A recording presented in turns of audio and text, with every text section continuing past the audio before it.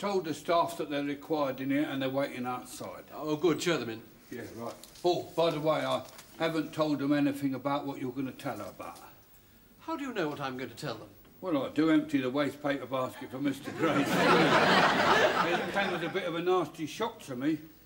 That is absolutely top secret. We don't want this to leak to the outside world. Mum's the word. All right, you lot. Come in now, you'll see you. Good morning, everybody. Morning, Mr. Grace. Morning, Mr. Randall. Shut the door, Peacock. Yes, sir. Now, what I have to say is of the utmost importance. So gather close, because I don't want to have to raise my voice. This is absolutely top secret. Last night, I was summoned to a meeting at boardroom level, and we discussed matters that will have a far-reaching effect on us all. I know what it is. We're going to declare war on Marshall and Snowgroves. If you are facetious, Mr. Lucas, you can leave the room. Now, I cannot emphasize too strongly the need for complete security. And I cannot emphasize too strongly that if we hold this position much longer, I'll need an osteopath to put me back. You get used to it with practice. I must point out that we are on the 3rd floor, so who from the outside could possibly hear us? Someone very tall from Lily-White's. When I tell you what I'm going to tell you, you will all realise the reason for my concern. Well, get on with it, then. Right. This may come as a great shock to you all. Oh, blimey. Perhaps you'd rather not tell us, sir. I wish I didn't have to. All right, then, I'll tell them. There's been a takeover bid for Grace Brothers from Lally's and Willits. How dare you? That information was absolutely confidential. Well, you said you didn't want to tell them. I didn't want to, but I was going to. Lally and Willits, that's a Bristol firm, isn't it? Never mind where they hang out. What's in it? It's no secret that their pay structure is the worst in the trade. When they took over Cranbourne's, the whole sales staff left within a month. But even those who had been there 30 years? They were the first to go. When is all this happening? I don't know, but there's to be a shareholders meeting in a day or two. Meanwhile, mum's the word. Well, that's all. Carry on, everybody. It's marvellous. Keep smiling, Peacock. It'll tear my heart out to see them go. What makes you think that you'll be staying? Have you heard something, Harmon? Well, no, just little bits that I pick up in the waste paper basket. Have you seen a list? Well, no, not exactly, but you know how Mr. Grace likes to doodle on the blotter? Well, the day before yesterday, he drawed the man before the firing squad. Could you see who it was? No, he was blindfolded. What makes you think it was me? The blindfold sort of stuck out. Oh, here's a job for you, Shirley. Adaptable girl wanted to assist jet-setting director of cosmetics firm. Must have a little German. I don't think I'm that adaptable. I think people are too fussy. Oh, there's one here for me. Glamorous personal assistant required by director of film company. Much travel, 5,000 a year. I say, 5,000 a year. No typing or shorthand necessary. Must be under 30. Oh, dear, just too late. Anyone fancy being a barber's assistant with fringe benefits? Listen to this. Organ demonstrator wanted.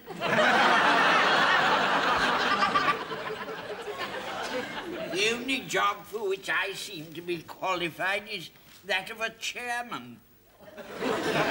Company chairman? No, deck chairman. Oh, here's a job. Here's one for you, Captain Peacock. Wanted, ex-army officer of imposing appearance, used to rugged outdoor life, must be able to get on well with Arab royalty. Oh, a diplomatic post. Well, in a way. Doorman at the Dorchester. Yeah, what we really want is one of them millionaires who's looking for a young girl Friday. Yeah. Or in Mrs. Slocum's case, an old girl Saturday. Of course, there is one vacancy that requires to be filled between Mr. Lucas's ears. Never mind, Mrs. Slocum. You can always fall back on your hobby. Mr. Humphreys, to what are you inferring? You could open a pet shop. Yeah, you could have a flashing light outside saying, if your pussy's in the mood, have it clipped and then shampooed.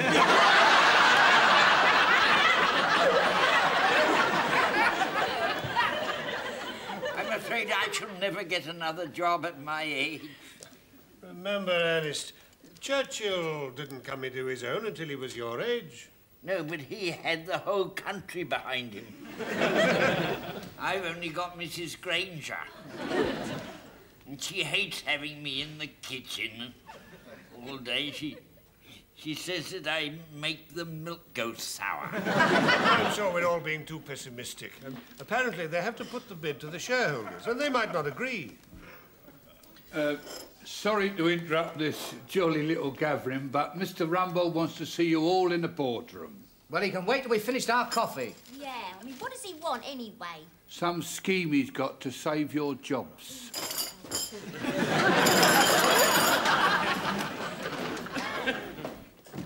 Excuse me, sir. The ladies and gents department is here for a top-secret meeting. Good. Show them in. Yeah. This way for the top-secret meeting. Good morning, everybody. Good morning.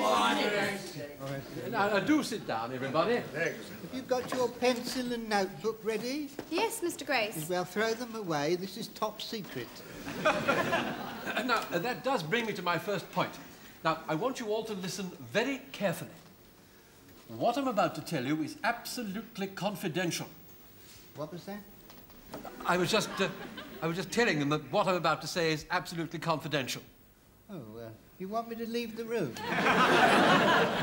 No, sir. You told me. You could have some tea while we're waiting. You will all be pleased to hear that young Mr. Grace is in a position to defeat the takeover bid by Lally and Willits. Well done, sir. Thank you very much. I haven't finished. Enough votes have been sent in to defeat the motion by post. I must say that comes as a great relief to us all. Unfortunately, postal votes do not count. The actual shareholders have to be present in person. That is a pity. It is indeed a pity, because those that can attend are in favour of the takeover, and they will outvote Mr. Grace, who will, as a result, lose his shares in Grace Brothers. What was that? You will lose your share. I haven't been getting it for years.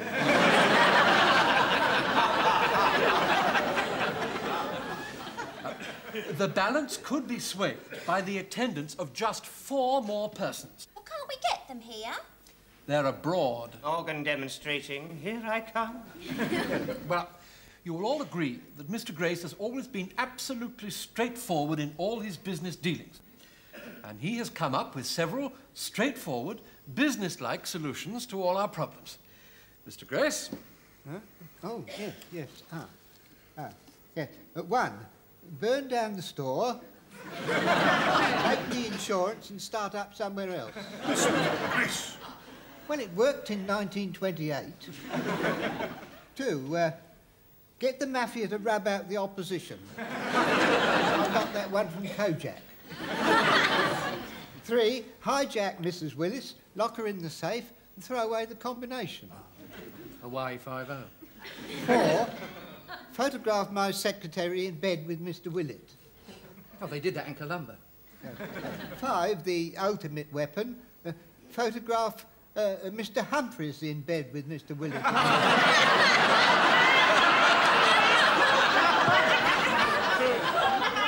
Is it a programme I've missed?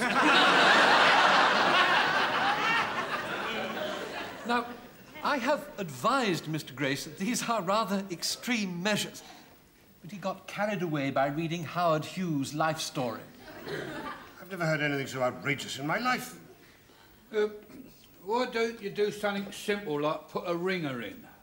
How do you mean, Mr. Harmon? Well, you know, like with the horses. I mean, if one ain't going to run, they substitute it with another. You see, you got 4 shareholders missing, so impersonate them. You've got a criminal mind, you have. No, I ain't got a criminal mind. I mean, they've already voted that they just can't get here. It does sound more feasible than the other plan, sir. I see. Well, get on doing something about it. Yeah. Well, hands up all those who are willing to have a go. I think I speak for everybody present when I say that we want nothing to do with it. And I am unanimous in that as well.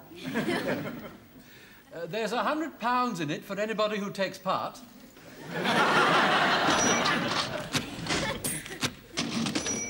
Now, before I start, I want to emphasise that what I'm about to say is absolutely top secret. After he's done it, do you think he's going to self-destruct in a puff of smoke? Now, we have obtained some background material on the absent shareholders. Now, the object is to choose which shareholders we can best impersonate. For which we get 100 quid. If chosen. Have any of you ever done any impersonations before? Mr. Humphreys has, but the case was dismissed for lack of evidence. I can do Winston Churchill. He wasn't a shareholder. I was once mistaken for a film star. Male or female? Well, I was wearing my hair down, and from the back I looked just like Veronica Lake. From the front, Windermere Lake. Mr. Lucas. Which is one of the world's great beauty spots, Mrs. Slocum. Well, let's see what we have now. There's Geoffrey Longman. He is 28, broad-shouldered, 6'2", blonde hair, blue eyes, wealthy yacht owner. Oh, I like the sound of that. You're not tall enough. I know, I just like the sound of it. And, Andrew McNairn from Aberdeen, 45, landowner, ex-captain Scots Guards, moustache, dark hair. Scots were he wi' Wallace blade, Scots wham Bruce has often laid. Welcome to your gory bed or to victory. He has one ear missing. Not for £100. Sir Richard Ryan, 65, 5'6", landowner, Somerset. Oh, you could do that, Mr. Granger. Somerset. Oh, yeah, yeah. Educated at Eton. Oh. Oh, that's all right. We'll let you know. I think that's very good. Unfortunately, he has rather a lot of hair. Oh, we'll fix him up with something from the wig boutique. Right. Mr. Granger, you are Sir Richard. Oh, well, jolly good sir. All right, calm down. You've got the part. Now, this chap's quite a large shareholder. Professional dancer.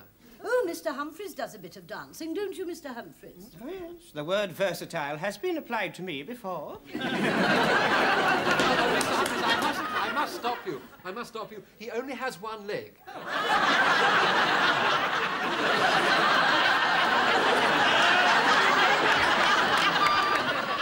And he is from Nigeria. Could you play a one-legged Nigerian tap dancer? Not with any degree of sincerity. What about us women? Don't we have any shares? Well, there is the Stapleforth family. Lady Stapleforth is described as 40-ish, stoutish, not very tallish, played hockey for Rodine. Well, I've done hockey. Her daughter, Lavinia, has an equal number of shares. She is 26, jet-setting playgirl, known to her friends as Bucky. Dare one ask why? Well, to judge from the photograph, it's because she has prominent buck teeth. Well, we sell those in the joke department. I'm not wearing joke teeth. That's not the problem, Miss Brahms. The point is, are you young enough to pass off as my daughter? One doesn't wish to bring class into this, but Miss Brahms has got a very definite Cockney accent, which in itself is most charming, but could she pass herself off as a lady of quality? My background might be ever so humble, but A can talk just as hoity-toity as what you can, when required so to do, especially for 100 nicker. And whom is going to simulate my husband? Lord Stapleforth is about 55, a self-made man from the East End of London, salvage merchant. made a life peer for his services to the scrap metal industry in the vicinity of 10 Downing Street. Core blimey, Governor, you're a toff. I got big ones, small ones, some as big as your head. Give 'em a twist, a flick of the wrist, and swing 'em around. Thank you, Captain Peacock. I hate to bring class into this, but you wouldn't last 5 minutes in Dockland. Very few of us would. I'm afraid we still need a middle-aged Cockney to play Mrs. Slocum's husband. Rosie Lee, for Mr. Rumbold, I've spilt a drop in a saucer, so mind you don't get drops down your whistle. Perfect. What's perfect? The height, the age, the voice, exactly what Mrs. Slocum's looking for. What, him? Oh, no, I'd never marry him. I'd rather have Captain Peacock, even if he isn't good at it. Well, I could improve my performance if Miss Brahms gave me some lessons. Oh, no, it's something you have to pick up with your ear. You've lost me completely. Well, it's really quite simple. Let me explain. Now, what I'm about to tell you is absolutely top secret. And you have to... I'm sorry I'm taking so long. Take as long as you like, my dear. Keep your chin up. It's not easy. Oh, shall I answer it? Yes, do. I could do with a break. Not a pacemaker and chance to keep up with me emotions. That is bad news. I'll tell him right away. Oh, it's the chef and the waiter, sir. They were doing the lunch at the Brighton branch and their van's broken down. Oh, dear. Well, you'd better get me Mr. Rumbold. Yes. Can you cook? Well, no, sir. No. What can you do? Well, I'm...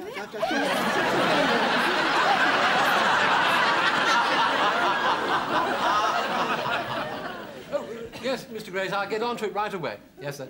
That's 1 chef and 2 waiters. Well, sir, the store's just closing. I don't know who I'm going to find at this time of night, but you can rely on me, sir. Somebody will be there.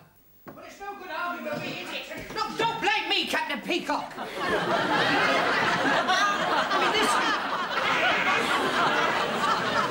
mean, this suit's even too small for me. You'd look ridiculous in it, wouldn't you? It is quite absurd that you should be the head waiter while I have to be a commie. I mean, I have the dignity, the bearing, the personality. But you can't get into the suit. It just looks stupid. Well, I don't see why. I mean, in the best restaurants, you often see elderly men in a servile position. Left at life's starting gate, while the young ones with the ambition and the drive get to the top. And your penny's crooked. That sounds like the chef.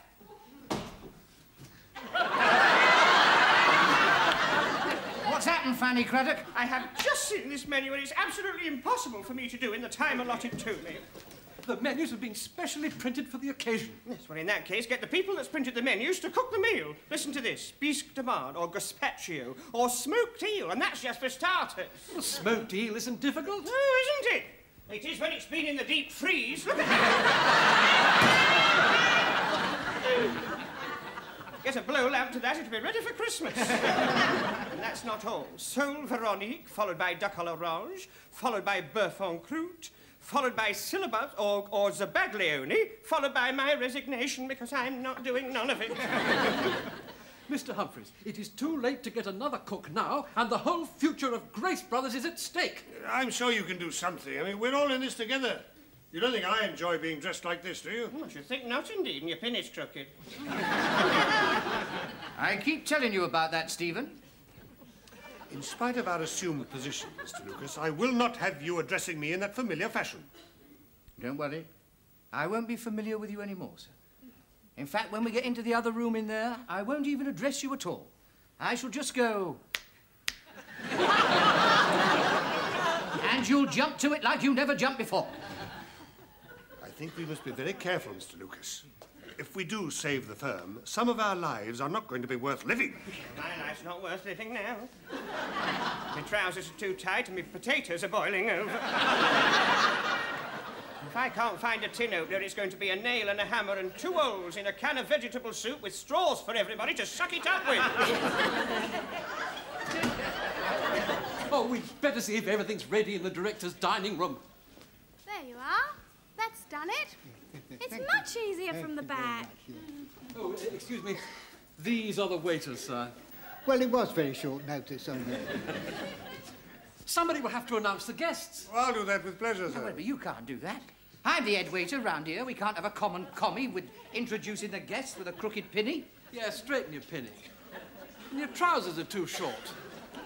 If I lower them to the correct length, sir, it might lead to complaints of a rather more serious nature.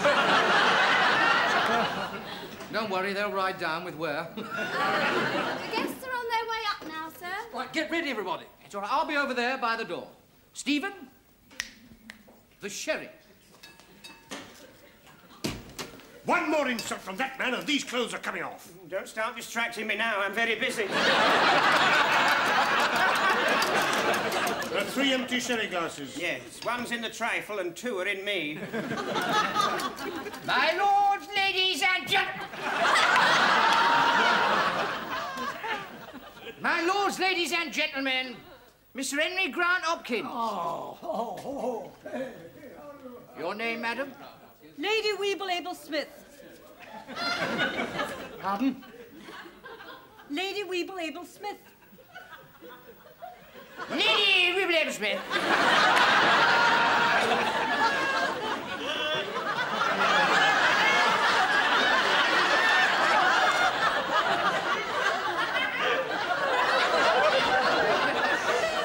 Your name's... I beg your pardon? The name, so I can introduce you. Ernest Granger. The name of a Burke, you're supposed to be impersonating your Burke. Oh,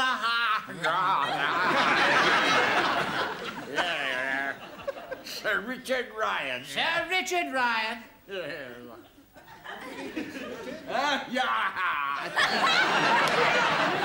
Good evening, Sir Richard. Yeah.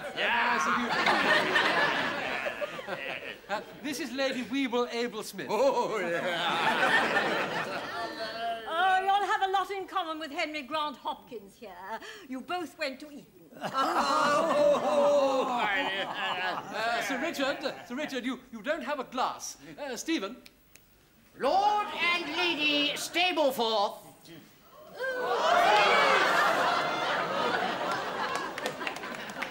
We got your message and we came from Monte Carlo before you could say nay. I don't think you know Lord Stapleforth, nay hubby. I can't on in. Is your daughter not with you? Oh, you mean our Lavinia? Yeah, she's just tarting herself up in a powder room. The Honourable Lavinia Stapleforth. Well, hello.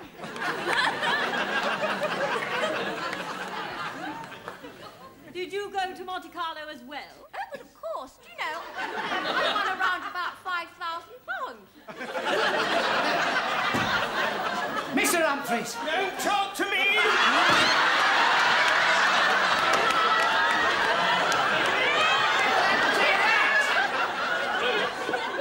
I put the regular on number 9. I bent down to light the pilot light and poof! I was lucky to get away with my life. They're not ready for the soup. They've only just started the sherry. Well, go and tell them that the dinner's ready. They've just started the sherry. I have been slaving over that hearth stove for an hour now. I am not having my dinner ruined by a lot of drunken men. Now you finish off this soup.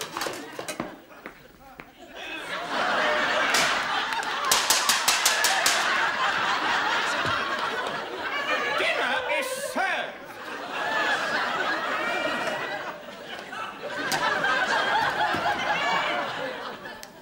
Boy, jump to it. Right, get this soup into the plates and down their throats. My prawn souffle's ahead of itself. In 2 minutes, it'll be ready.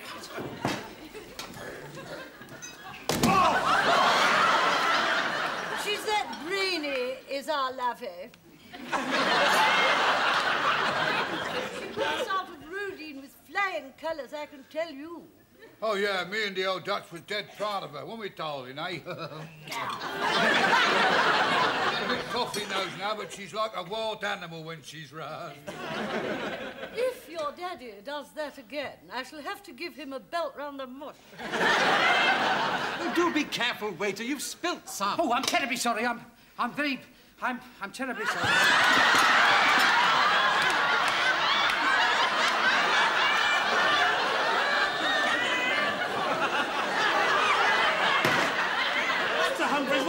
you doing? My souffle's got out of control.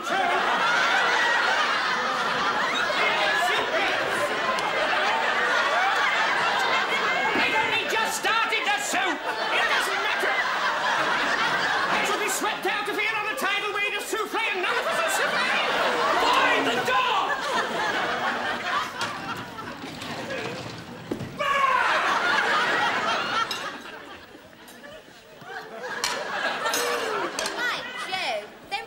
Stairs is jolly nifty. I haven't even finished my Brough and Windsor.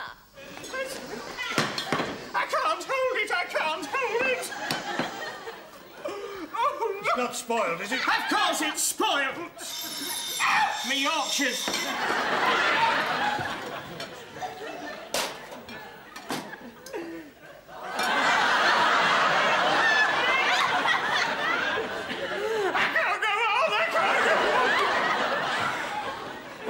What do we do now? Give him the soup back! I think we'd better tell them that dinner is late and they should start the speeches. Right, you go and tell them. You're the head waiter.